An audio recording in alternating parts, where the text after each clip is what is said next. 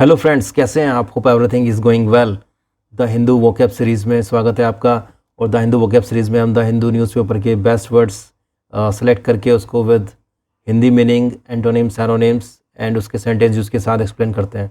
चलिए स्टार्ट करते हैं। आज का पहला वर्ड है conduct.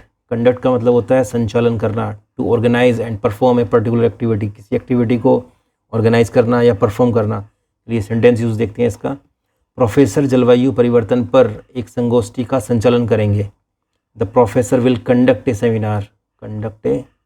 Seminar on climate change. संगोष्ठी का संचालन, कंडक्ट ए सेमिनार। उन्होंने ग्राहक प्रतिक्रिया एकत्र करने के लिए सर्वेक्षण का संचालन किया। दे कंडक्टेड ए सर्वे, एक सर्वे कंडक्ट किया है। To gather customers feedback, customer का फीडबैक करने के लिए एक सर्वे कंडक्ट किया। द कंडक्टेड ए सर्वे, अब देखिए इसका जो कंडक्टेड है वो दो तरह से यूज़ हुआ है, कंडक्टेड ए सर्वे और कंडक्ट ए सेमिनार। ठीक है, इस तरह से ये यूज़ होगा कंडक्ट। इसके सिनोनिम्स देख लेते हैं। सिनोनिम्स है मैनेज करना, डायरेक्ट करना, ओवरसीज, डायरेक्ट मतलब निर्देश देना है ना, ओवरसी। एंटोनिम्स देख लेते हैं। नेग्लेक्ट करना, मिसमैनेज, तो मैनेज नहीं हुआ सही से उसको बोलते हैं मिसमैनेज। इग्नोर करना, इग्नोर मैंने नज़रअंदाज कर दिया है ना, नज़रअंदाज कर दिया। अब ये पिक्चर में भी देख लेते हैं, जैसे कि G20 कंडक्ट हुई है ना, G20 summit was conducted to discuss the international issues. जो इंटरनेशनल इशूज़ के लिए G20 कंडक्ट हुई है ना। तो ऐसे आपको कंडक्ट का जो है यूज़ करना है और कंडक्ट को याद रखना है। चलिए नेक्स्ट पे चलते हैं। नेक्स्ट है क्राउंड। क्राउंड का मतलब क्या होता है? ताज पहनाया। ताज पहनाया, कैसा ताज पहनाया? The act of winning a champion competition. जो कोई कंपटीशन जीत जाता है उसको बोलते हैं क्राउंड। उसको ताज पहनाया मतलब उसको वो विजयी हुआ है ना, विजयी हुआ को बोल दिया जाता है एक तरीके से क्राउंड। तो देखते हैं इसको सेंटेंस उसके साथ देखते हैं और क्लैरिटी इसमें आ जाएगी। अंतिम मैच जीतने के बाद उन्हें चैम्पियन का ताज पहनाया गया। They were crowned champion, they were crowned champion after winning the final match, है ना। टीम को लीग विजेताओं के रूप में ताज पहनाया गया। The team was crowned as the league winners, है ना। जैसे ये भी T20 हुए थे वर्ल्ड कप। T20 में क्या होता है? India crowned 2024 T20 world cup champions, है ना। तो इस तरह से क्राउंड का यूज़ होगा। अब इसके सिनोनिम्स देख लेते हैं। अवॉर्डेड, अवार्ड मिला। ऑनर्ड, सम्मान मिला। विक्टोरियस, विजयी हुए, है ना। एंटोनिम्स देखते हैं। डिफीटेड, हार, लॉस्ट, खो देना या हार। वैनिस्ड, वैनिस्ड मैंने हराया हुआ या फिर कोई चीज़ पराजित हो गई है ना, वो है वैनिस्ड। चलिए नेक्स्ट पे चलते हैं। नेक्स्ट है चगिंग। चगिंग होता है धीरे धीरे आगे बढ़ना, धीरे धीरे आगे बढ़ना। To make slow but steady progress, slow है लेकिन स्टडी प्रोग्रेस है, मतलब प्रोग्रेस हो रही है, धीरे धीरे आगे बढ़ रहा है। एग्जाम्पल से समझते हैं। पुरानी ट्रेन धीरे धीरे पटरियों पर आगे बढ़ रही थी। The old train was chugging along the tracks, है ना, chugging along the tracks. Train पुरानी है लेकिन धीरे धीरे बढ़ रही है। That old train was chugging along the tracks. इस तरह से आपको याद रखना है। चुनौतियों के बावजूद परियोजना धीरे धीरे आगे बढ़ रही थी। डिस्पाइट द चैलेंजेस, चुनौतियों के बावजूद the project is chugging along. Project क्या हो रहा था? धीरे धीरे आगे बढ़ रहा था। चलिए इसके सामने देख लेते हैं। प्रोग्रेसिंग, प्रोग्रेस हो रही है। एडवांसिंग, आगे की ओर अग्रसर है। अच्छे मतलब एडवांसिंग का मतलब होता है कोई चीज़ आगे की ओर जाना, है ना, कुछ नया हो जाना उसमें। मूविंग, मूविंग मैंने आगे बढ़ते रहना। एंटोनिम्स देखते हैं इसके। स्टॉपिंग, रुक जाना। हाल्टिंग, एक तरीके से रुक जाना। स्टैग, एक जगह ही काफ़ी देर तक रुका रहा, उसको बोलते हैं स्टैग, स्टैग्नेटिंग। चलिए नेक्स्ट पे आते हैं। नेक्स्ट है एलिवेटेड। एलिवेटेड क्या होता है? उच्च, उच्च या ऊपर। हाई और इम्पोर्टेंट, जो ऊपर है या बहुत इंपॉर्टेंट है उसको बोलते हैं एलिवेटेड। एग्जाम्पल से समझते हैं। उन्हें कंपनी में एक उच्च पद दिया गया। He was given an elevated position. देखिए एलिवेटेड कैसे यूज़ किया है? In the company. He was given an elevated position in the company. Next देखते हैं। भवन की उच्च स्थिति ने इसे एक ऐतिहासिक स्थल बना दिया। The elevated status, of the building made it a landmark, है ना। इस तरह से एलिवेटेड का 2 टाइप से इसमें यूज़ हुआ है। जैसे एलिवेटेड होता है हाई इंपॉर्टेंट या ऊंचा, जैसे एलिवेटेड रोड भी बोल देते हैं, जो ऊपर है, नॉर्मल रोड से ऊपर है, हाई, उसकी इंपॉर्टेंस हाई है ना। तो उसके सिनोनिम्स देख लेते हैं एक बार। रेज्ड, कोई चीज़ रेज करना, बढ़ाना। हाइटेंड, ऊपर करना। प्रोमिनेंट, प्रोमिनेंट होता है कोई चीज़ प्रमुख है ना, प्रमुख, प्रमुख। एंटोनिम देख लेते हैं। लोवर्ड, जो नीचे है, लोअर है। अनइम्पोर्टेंट, जो महत्वपूर्ण नहीं है। माइनर, जो बहुत छोटा है, अभी ज़्यादा इंपॉर्टेंट उसको दी नहीं जा रही है ना, उसको बोलते हैं माइनर। चलिए नेक्स्ट पे चलते हैं। नेक्स्ट है स्क्रूटनी। स्क्रूटनी होती है जांच। जैसे कोई एग्ज़ाम दिया, नंबर अच्छे नहीं आते, बहुत बार होता है ना कि स्क्रूटनी में रिजल्ट जो है चेंज हो गया, वो उसको बोलते हैं स्क्रूटनी। मैंने एक बार जांच करा दिया आपने, है ना, इंस्पेक्शन कराया, उसका एग्जामिनेशन कराया, उसको बोलते हैं the careful and detailed examination. The careful and detailed examination of something in order to get information about it. किसी चीज़ के बारे में जांच करना बहुत ही डिटेल और केयरफुल तरीके से, उसको बोलते हैं स्क्रूटनी। एग्जाम्पल से समझते हैं। दस्तावेजों की गहन जांच की जा रही थी। The documents were under close scrutiny. The document were under close scrutiny. उनके कार्यों की सार्वजनिक जांच की गई। His actions were subjected to public scrutiny, ना। गहन जांच, क्लोज स्क्रूटनी, सार्वजनिक जांच, पब्लिक स्क्रूटनी, ये 2 तरीके से यूज़ हुआ है ना। आप इस तरह से इसको याद रखेंगे। सिनोनिम्स देखते हैं। इंस्पेक्शन करना, एग्जामिनेशन करना, या रिव्यू, एक बार दोबारा से देखना, तो रिव्यू। एंटोनिम्स देखते हैं। नेगलेक्ट कर देना, इग्नोरेंस, इग्नोर कर दिया, ओवरसाइट, अनदेखा कर दिया, है ना। चलिए नेक्स्ट पे चलते हैं।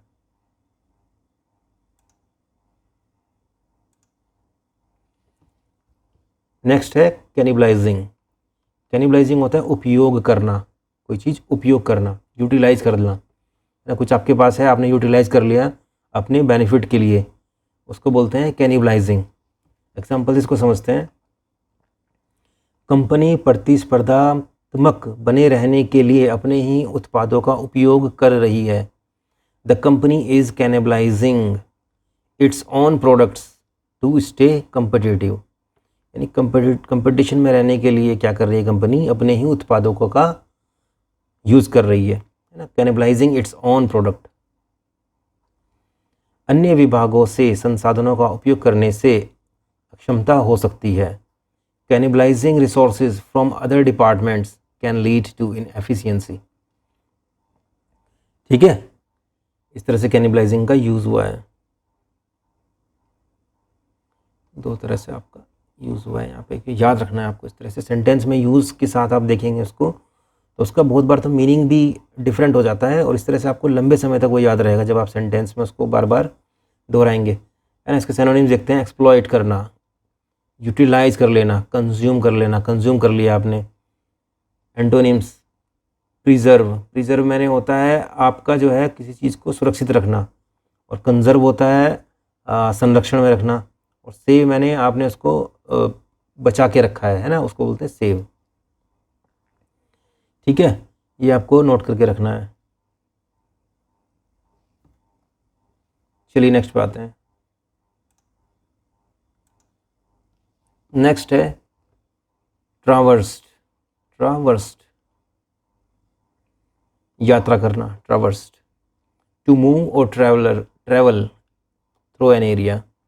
मूव करना या ट्रैवल करना किसी एक एरिया के थ्रू, है ना, किसी एरिया के पास जाना या उसके थ्रू जाना, या किसी एरिया में मूवमेंट करना, उसको बोलते हैं ट्रावर्स्ड। एग्जाम्पल से समझते हैं इसको। उन्होंने ऊँट की सवारी करके रेगिस्तान की यात्रा की। दे ट्रांसवर्स्ड द डेजर्ट, रेगिस्तान की यात्रा। Traversed the desert on camel back. ठीक है, नेक्स्ट करते हैं। खोजकर्ताओं ने पर्वत श्रृंखला की यात्रा की। The explorers traversed the mountain range. Explorers traversed the mountain range, है ना। इस तरह से ये यूज़ हुआ है। इसके सिनोनिम्स देख लेते हैं। सिनोनिम्स होता है क्रॉस्ड, क्रॉस कर लेना। नेविगेटेड, नेविगेटेड होता है मार्गदर्शन कर देना किसी चीज़ का। पास्ड हो जाता है, उस चीज़ को पास कर दिया, आगे बढ़ गए मतलब, है ना। एंटोनिम्स देख लेते हैं। स्टेड, वहीं रुक गए। रिमेन, रिमेन मैंने वहीं बने रहे। सेटल्ड, वहाँ पे जो है बस गए, है ना। ये है ट्रांसवर्स। चलिए नेक्स्ट पे चलते हैं। नेक्स्ट है मल्टीट्यूड्स। मल्टीट्यूड्स, मल्टीट्यूड्स होता है बड़ी संख्या। A large number of people और थिंग्स, चीज़ें भी हो सकती हैं और पीपल भी हो सकते हैं, तो लेकिन एक लार्ज नंबर में, है ना। जैसे ये भीड़ है, भीड़ इकट्ठा है, इसको क्या बोलेंगे? मल्टीट्यूड्स। अभी एग्जांपल इसको समझते हैं सेंटेंस यूज़ के साथ। संगीत समारोह को देखने के लिए बड़ी संख्या में प्रशंसक एकत्र हुए। Multitudes, multitudes of fan gathered to see the concert. Concert देखने के लिए multitudes of fan were gathered, है ना। Multitude of fans gathered to see the concert. ये आपको ऐसे याद रखना है। नेक्स्ट देखते हैं। रात के आकाश में बड़ी संख्या में तारे हैं। There are multitudes of stars, है ना। बड़ी संख्या में, बहुत ज़्यादा संख्या में है तारे, तो multitudes of star. Multitude of fans, इस तरह से आपको याद रखना है ना। चलिए सिनोनिम्स देख लेते हैं इसके। क्राउड्स, भीड़, मैसेज या होर्ड्स, ये सब भीड़ है। भीड़ के एक वर्ड्स हैं, सबका मतलब भीड़ है। एंटोनिम्स देख लेते हैं। फ्यू, थोड़ा, हैंडफुल, मुट्ठी भर। स्पर्स, स्पर्स हो गया विरल, वो भी मतलब एक बहुत कम है जो, है ना। ये हो गए मल्टीट्यूड्स। नेक्स्ट पे आते हैं। नेक्स्ट हो गया एवोल्यूशन। एवोल्यूशन, एवोल्यूशन होता है विकास, एक ग्रेजुअल प्रोसेस ऑफ चेंजिंग और डेवलपमेंट। किसी चीज़ में चेंज होना या उसका डेवलपमेंट होना, उसको बोलते हैं विकास। जैसे हम लोग पहले ऐसे थे, धीरे धीरे धीरे धीरे ऐसे चले हो गए, ये हमारा जो है एवोल्यूशन है। ये है ह्यूमन एवोल्यूशन, ऐसे हम लोगों का विकास हुआ, है ना। एग्जाम्पल से समझते हैं। प्रौद्योगिकी का विकास तेज़ी से हुआ। The evolution of technology, evolution of technology has been rapid. विकास का सिद्धांत पृथ्वी पर जीवन की विविधता की व्याख्या करता है। The theory of evolution, the theory of evolution explains the diversity of life on earth. ठीक है, ये इस तरह से आपको याद रखना है एवोल्यूशन का यूज़। इसके सिनोनिम्स देखते हैं। Development, progress, transformation. Development, develop होना, प्रोग्रेस, किसी चीज़ में आगे बढ़ना, ट्रांसफॉर्म होना मतलब बदलाव आते रहना, उसको बोलते हैं ट्रांसफॉर्मेशन। एंटोनिम्स देख लेते हैं। स्टैग्नेशन, स्टैग्नेशन होता है ठहराव, ठहराव। रिग्रेशन, रिग्रेशन होता है प्रत्यावर्तन, है ना, मतलब एक तरीके से रुका हुआ चीज़ वो भी। डिक्लाइनिंग, डिक्लाइनिंग मैंने होता है गिरावट या कम हो जाना, गिरावट, गिरावट। इस तरह से आपको ये याद रखना है एवोल्यूशन। चलिए नेक्स्ट पे चलते हैं। नेक्स्ट है नोवेल्टी। नोवेल्टी होता है नवीनता, कोई चीज़ नई है एकदम, बिल्कुल उस सेगमेंट में नहीं है, उसको बोलते हैं novelty. The quality of being new and unusual. The quality of being new, कुछ चीज़ नई हो जाना, या अनयूजुअल, जो एकदम अनयूजुअल है, जो चीज़ एकदम नई है, उसको बोलते हैं अनयूजुअल। जैसे ये खिलौने हैं, टॉयज़ हैं, तो ये है न्यू नोवेल्टीज़। नोवेल्टीज़ का मतलब क्या हो गया? ये जो खिलौने हैं बिल्कुल नए हैं, अब तक ये चीज़ अवेलेबल नहीं है, अब ये अवेलेबल हुए हैं, तो इसको बोलते हैं न्यू नोवेल्टीज़, बिल्कुल नए खिलौने। एग्जाम्पल से समझते हैं तो और समझ में आएगा आपको। नए गैजेट की नवीनता, नए गैजेट की नवीनता ने कई ग्राहकों को आकर्षित किया। नया गैजेट आया, उसने कई लोगों को अट्रैक्ट किया, है ना। तो the novelty of the new gadget, the novelty of the new gadget, नए गैजेट की नवीनता अट्रैक्टेड मैनी कस्टमर्स, बहुत सारे कस्टमर को अट्रैक्ट किया। उसे विदेशी देश में रहने की नवीनता का आनंद मिला, है ना। जब नए देश में गया, नई कंट्री में गया, तो उसको एक नोवेलिटी मिली वहाँ पे, है ना। She enjoyed the novelty of living in a foreign country. Enjoyed the novelty, कुछ चीज़ नई मिली उसको, न्यूनेस, है ना। सिनोनिम्स में देखो दिया हुआ है, न्यूनेस, यूनिकनेस, इनोवेशन। कुछ चीज़ नई मिलना, यूनिक मिलना, या कुछ चीज़ इनोवेटिव है, इनोवेशन हुआ है, वो होता है नोवेलिटी। एंटोनिम्स देख लेते हैं। Familiarity, commonness, routine. फेमिलैरिटी जो चीज़ आप बार बार देख चुके हैं, कॉमननेस जो एकदम कॉमन है, कहीं पे भी अवेलेबल हो जाती है, रूटीन जो हर दिन आपकी दिनचर्या में दिखती रहती है, आपके साथ होता रहता है, वो होता है रूटीन, है ना। चलिए नेक्स्ट पे चलते हैं। नेक्स्ट है कंट्री साइड। कंट्री साइड क्या होता है? कंट्री साइड होता है ग्रामीण इलाका, ग्रामीण इलाके को बोलते हैं country side. Land not in towns, जो लैंड टाउन्स में नहीं है, सिटीज़ में नहीं है और इंडस्ट्रियल एरिया में नहीं है, उसको बोलते हैं countryside. That is either used for farming और left in its natural condition. जो एरिया या तो फार्मर जो हैं फार्मिंग में यूज़ होता है या उसको ऐसे ही छोड़ दिया गया है, वो होता है कंट्री साइड, ग्रामीण इलाका। एग्जाम्पल इसको समझते हैं। उन्होंने एक शांत जीवन जीने के लिए ग्रामीण इलाके में जाने का निर्णय लिया। They decided to move to the countryside for a quieter life. Move to the country side,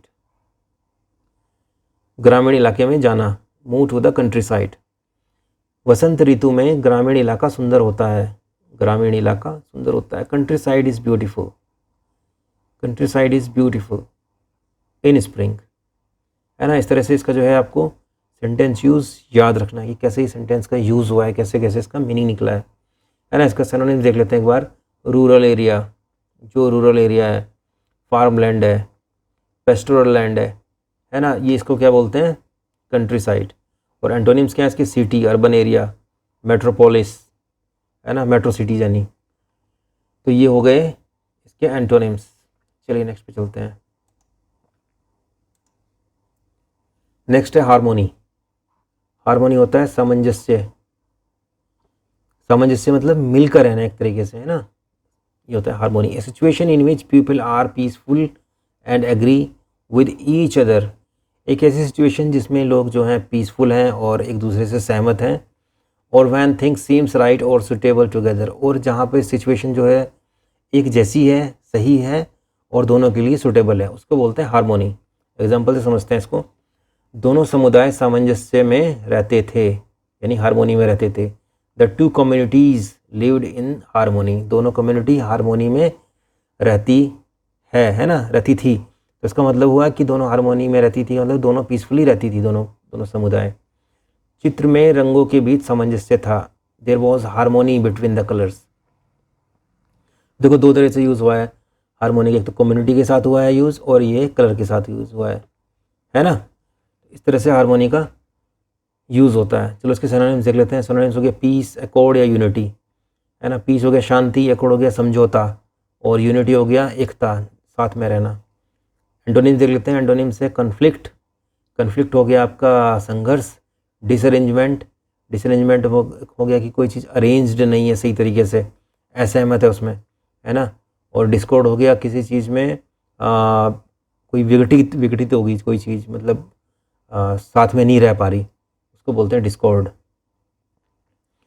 ठीक है, इस तरह से हार्मोनी का यूज़ है। अब इसको इस तरह से याद रखिएगा। चलिए नेक्स्ट पे चलते हैं। नेक्स्ट है आइडियोलॉजिकल। आइडियोलॉजिकल मैंने होता है वैचारिक। बेस्ड ऑन और relating to a particular set of ideas और बिलीफ, कोई एक पर्टिकुलर सेट ऑफ आइडियाज़ हैं या कोई विश्वास है, उस पे जो काम कर रहा है, मतलब उस पे जो उसके हिसाब से जो चल रहा है, वो है आइडियोलॉजिकल, है ना। आपने एक सेट ऑफ आइडिया बना लिया अपना कि भैया मैं तो ये मेरा आइडिया है, मैं इसी पे काम करूँगा, मैं ऐसे ही रहूँगा, मेरी ये विचार हैं, मेरी ये विचारधारा है, मैं ऐसे ही चलूँगा, तो ये होता है आइडियोलॉजिकल, है ना। आपने अपनी खुद की एक थ्योरी बना रखी है, आप उस पर चल रहे हो, ये हो गया आइडियोलॉजिकल। अब एग्जाम्पल इसको समझते हैं।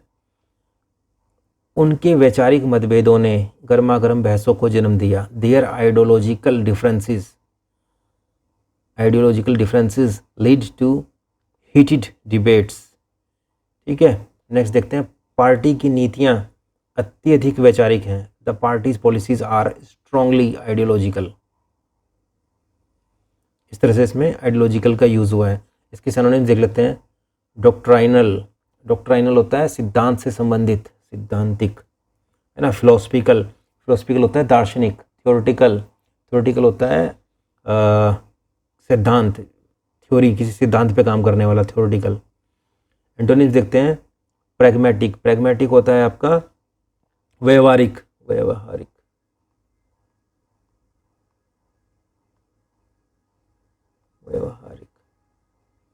प्रैक्टिकल है, प्रैक्टिकल हुआ, प्रैक्टिकल भी व्यावहारिक है ना। अनबायस्ड, अनबायस्ड हो गया निरपेक्ष, निरपेक्ष जो बायस्ड नहीं है वो है निरपेक्ष, है ना, जो सबके साथ सेम है, सही है, वो है निरपेक्ष, अनबायस्ड। चलिए नेक्स्ट पे चलते हैं। रिप्रेजेंटेशन, रिप्रेजेंटेशन क्या होता है? रिप्रेजेंटेशन होता है प्रतिनिधित्व, प्रतिनिधित्व करना, उसको बोलते हैं रिप्रेजेंटेशन। ए पर्सन और ऑर्गेनाइजेशन दैट स्पीक्स, एक्ट और is present officially for someone else, है ना, जैसे ये अपनी टीम को रिप्रेजेंट कर रहा है ना, इसको बोलते हैं रिप्रेजेंटेशन, प्रतिनिधित्व कर रहा है। एग्जाम्पल से समझते हैं इसको। उन्होंने परिषद में छात्र प्रतिनिधित्व के रूप में चुना गया। He was chosen as the student representation on the council, है ना। अब वो स्टूडेंट की तरफ से रिप्रेजेंट करेगा, जैसे ये टीम की तरफ से रिप्रेजेंट कर रहा है बंदा यहाँ पे, है ना, टीम की तरफ से रिप्रेजेंट कर रहा है, ऐसे ही स्टूडेंट की तरफ से रिप्रेजेंट करेगा। तो क्या बोला इसको? स्टूडेंट रिप्रेजेंटेशन, है ना। कंपनी का मजबूत कानूनी प्रतिनिधित्व है।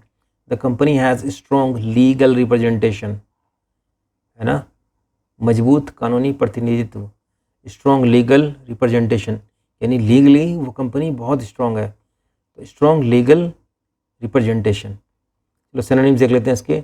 डेलीगेशन, एजेंसी, डेलीगेशन होता है प्रतिनिधित्व करना, एजेंसी, एजेंसी होता है समर्थन करना, है ना, एजेंसी है कोई, इससे उसका जो है उसका रिप्रेजेंटेशन करना, किसी एजेंसी एक तरीके से रिप्रेजेंटेटिव फॉर्म हो जाती है ना। एडवोकेसी, एडवोकेसी हो जाता है आपका समर्थन करना। चलिए एंटोनिम्स पे आते हैं। एंटोनिम्स है मिस रिप्रेजेंटेशन, रिप्रेजेंटेशन में मिस आ गया तो ये इसका एंटोनिम्स हो गया। एक्सक्लूजन, एक्सक्लूजन होता है बहिष्कार करना। एब्सेंस, एब्सेंस होता है अनुपस्थित रहना। एक्सक्लूजन बहिष्कार,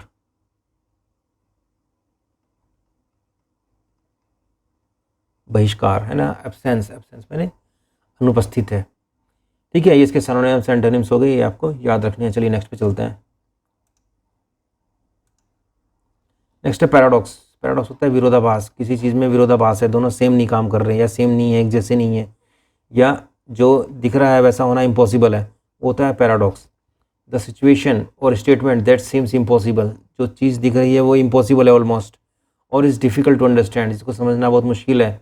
बिकॉज, क्योंकि it contains two opposite facts, ये बिल्कुल अपोजिट फैक्ट्स रखती है, और करेक्टरिस्टिक्स रखती है एकदम डिफरेंट और अपोजिट, इसलिए उसको समझना मुश्किल है या इम्पॉसिबल है, उसको बोलते हैं पैराडॉक्स।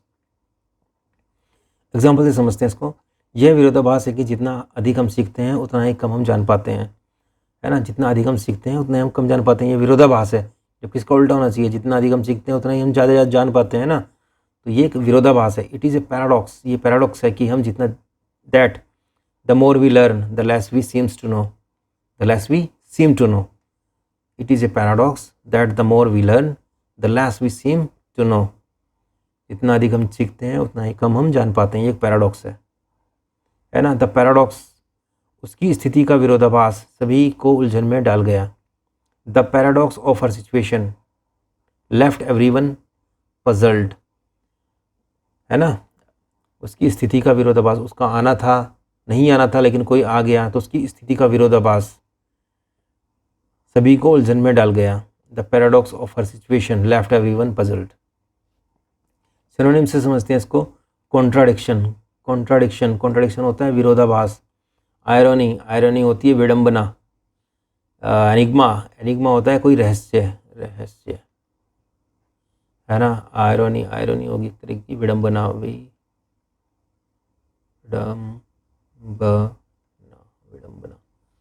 कॉन्ट्राडिक्शन, कॉन्ट्राडिक्शन होता है विरोधाभास,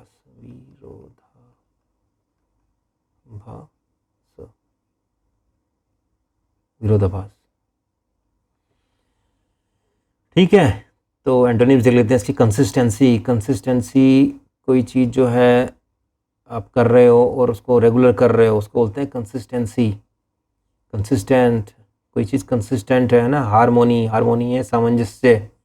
एकॉर्ड होता है समझौता, समझौता। ठीक है, इस तरह से आपको याद रखना है पैराडॉक्स। कोई विरोधाभास है तो उसको बोलते हैं पैराडॉक्स। चलिए नेक्स्ट पे चलते हैं। बस दोस्तों आज के लिए तो इतना ही। ठीक है, बाकी की जो है हम नेक्स्ट लेक्चर में करेंगे। तब तक के लिए thank you so much and keep learning.